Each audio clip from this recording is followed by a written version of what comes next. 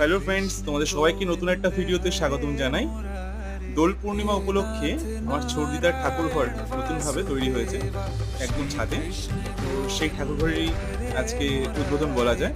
সেখানে রাধা মাধবের পুজো হচ্ছে। এই রাধা মাধব হচ্ছে আমার মাসির বাড়ি। তো মাসি তার বাপের বাড়ি অর্থাৎ ছোটদিদার বাড়িতে রাধা মাধবকে নিয়ে আসে। আর পাশে বিষ্ণু ঠাকুরের যে শালগ্রাম শিলারূপ, সেই রূপকে পুরোহিত মশাই নিয়ে এসে পুজো করছে। তোমরা সেই ভিডিওই দেখতে পাচ্ছ। খুব সুন্দর করে সাজানো হয়েছে এই ঠাকুরঘরটি, যেগুলো নাকি সম্পূর্ণ ডেকোরেশন করেছে আমার মামারা মিলে। তো আমি তখন সকালটা গিয়েছিলাম, পুজো শেষ। এবার তোমরা সবাই দেখছো আমার পুচকে ভাগ্নেকে, যে কিনা আমার বাবাকে ক্ষণে ক্ষণে এসে গালের মধ্যে আবির লাগিয়ে দিচ্ছে। এই হচ্ছে ওর কীর্তি, দেখছো তো সবাই। ওর কি নাম জানো? ওর নাম নীলাদ্রি, নীলাদ্রি রায়চৌধুরী।